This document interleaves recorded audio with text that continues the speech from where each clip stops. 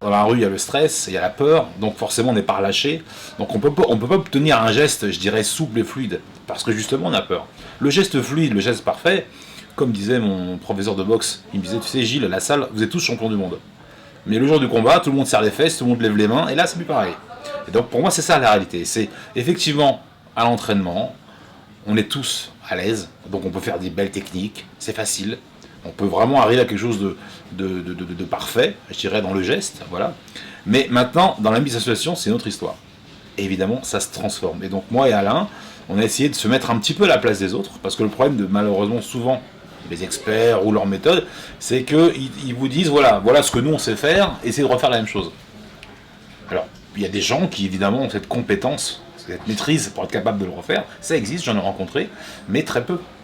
Et le problème, c'est qu'il ne faut pas se mettre à notre place, il faut se mettre à la place des gens qui viennent. Eux, ils ont envie d'apprendre quelque chose, je dirais, entre guillemets, à leur niveau.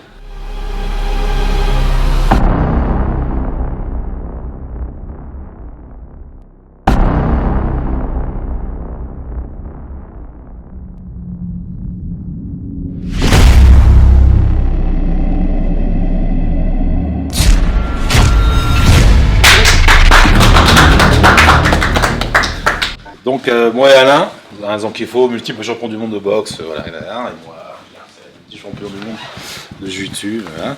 On a décidé tous les deux de se lancer un peu dans la seule défense. Donc qu'est-ce que je peux faire si un type comme lui, n'importe qui m'agresse? Comment je peux réagir? Je vais pas faire ça, parce que un, je sais pas le faire, et deux, avec lui ça marchera pas. Voilà, je vais pas faire ça. Qu'est-ce qu'on rencontre le plus dans la rue? La première chose qu'il va faire votre adversaire. Qu'est-ce qu'il fait la première chose? Il pousse. C'est bon, c'est bon. Et là, hop, vous faites un pas pour vous éloigner de lui. D'accord? Et toujours, s'il bouge là, bah, toujours, moi, je le regarde toujours en face. Moi je fais pas d'histoire, hein, je suis comme ça. Vas-y, rentre. Non, monsieur, c'est plutôt moi la tête. Voilà. Et bizarrement, rien qu'en faisant ça, il a quand même un doute. Là, je peux le regarder, je peux le contrôler. Reste là-bas, voilà, c'est bon. Là, toujours garder une distance de sécurité.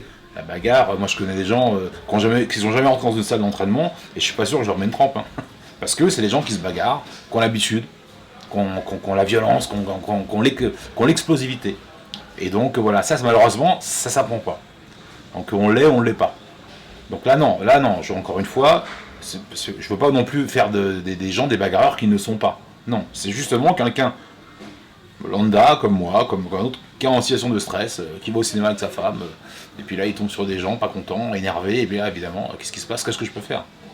Il y a ma femme, j'ai peur, je prends des coups, comment je réagis? C'est ça la réalité pour moi. C'est pas arriver, faire des enchaînements de frappe, et puis il va tomber sol. Non, ça c'est pas la réalité. Je le recule, reste là-bas, il avance, je l'arrête, je fais mon pas de retrait, je suis à distance, et boum.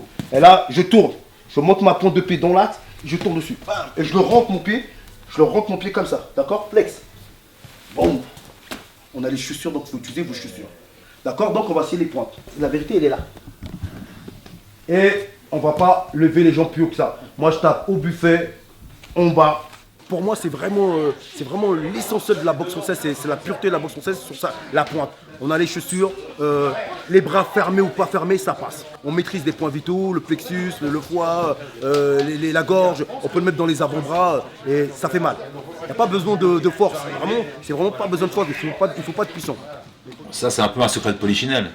Et même les gens de la self le savent. C'est que la bagarre c'est toujours la même chose, c'est toujours les mêmes coups, c'est toujours les mêmes situations. Les mêmes réactions, c'est toujours pareil.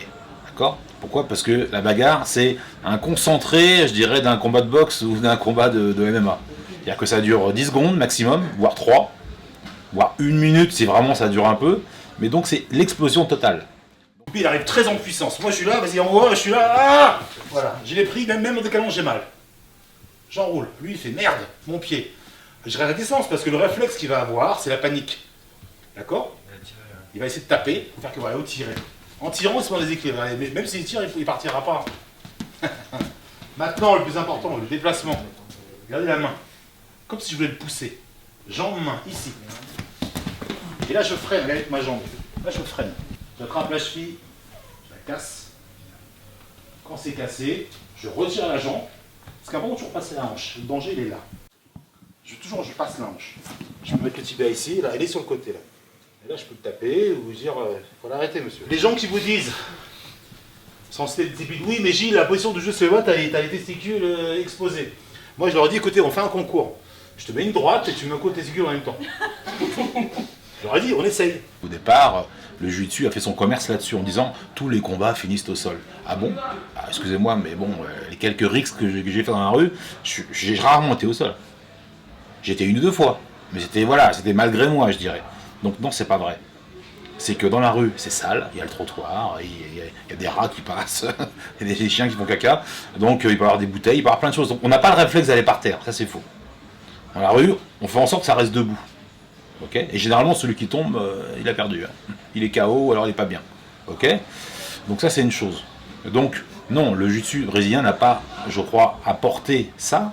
Le jiu-jitsu brésilien a apporté quelque chose qui n'a rien à voir. C'est-à-dire qu'en fait, c'était le premier art, de grappling qui a rappelé aux gens comment rentrer en corps à corps. Voilà. Voilà l'intérêt du jiu-jitsu brésilien. Sur des frappes, l'idée, c'est quoi? C'est que retrait du but, vas-y, on voit des patates, voilà. Retrait, et là, je rentre. Vous avez vu? Je rentre après les frappes.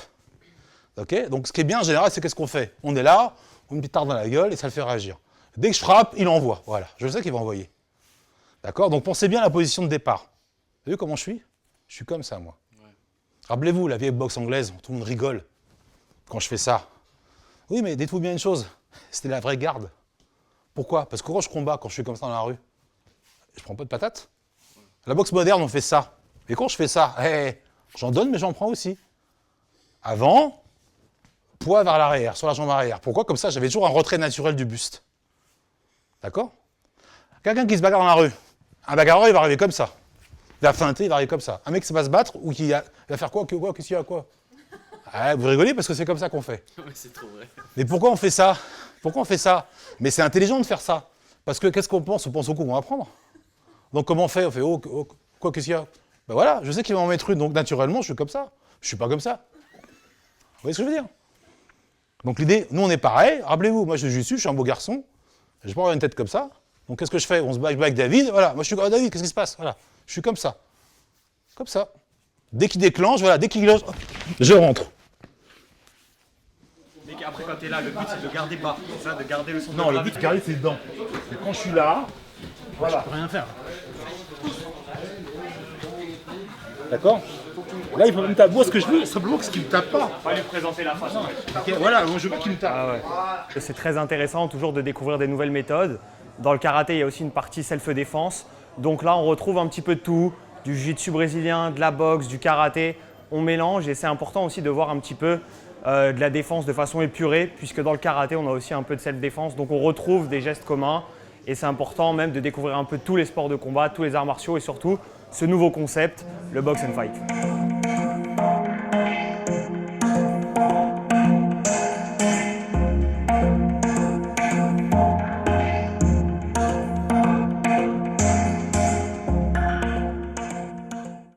Une fois, j'ai mis une raclée à un type à Doménil, j'en parle toujours. On s'est mal regardé, bon, il a dit quoi, qu'est-ce qu'il y a, je fais quoi, boum. Il est tombé par terre, il était 15h de l'après-midi, il y a une fleuriste qui était là. J'étais là, j'ai fait merde. Le mec, il dormait sur le trottoir. Et j'ai commencé à me barrer. Et manque de peau, il y a une voiture de police qui arrivait doucement, comme ça, c'était pas de chance. Monsieur, s'il vous plaît. Je suis arrivé, bof, je suis parti, garde à vue. Et heureusement que bon, il a pas eu trop de mal. Et là, je me suis dit, la bagarre, c'est pas bien. Et pourtant, j'ai gagné, hein. J'ai gagné, mais j'ai pas été faire mon cours au club de Ménil l'après-midi parce que j'étais regardé. Et après, j'ai dit, bon, dans quel état est le monsieur? Heureusement, il n'avait rien. Parce que s'il avait eu quelque chose, peut-être que j'allais partir directement en prison. J'allais payer tous les mois pendant 10 ans. Donc, en bagarre, personne ne gagne. L'idée, c'est de se préserver. C'est de bloquer, c'est de repousser. Voilà. Qu'est-ce que je peux faire? Si vous, mesdemoiselles, ça marche pas, quand je vous le montre, c'est que ce que je vous montre, c'est pas bon. Je pense qu'on a essayé de montrer vraiment ce qu'on avait, c'est-à-dire quelque chose de choses simples, efficaces. Voilà. C'est-à-dire on est sorti un peu des techniques irréelles, d'accord, des enchaînements, des combinaisons qui encore une fois sont peut-être bonnes au niveau des combinaisons, de la biomécanique, mais qui pour moi, dans le feu de l'action, sont un peu irréalisables. En tout cas, réalisables pour le commun des mortels. Voilà. D'ailleurs, ce qui est assez intéressant, c'est que comme j'ai pris en exemple des gens plus lourds, comme je travaille avec les filles, finalement, c'est plutôt les filles et les gens moins forts que j'ai regardé travailler. Et comme elles avaient l'air convaincues de ce qu'elles faisaient, même quitte à douter en se disant mais vraiment ça marche, je suis surprise, je me dis que le travail est fait, que ça a fonctionné. Voilà.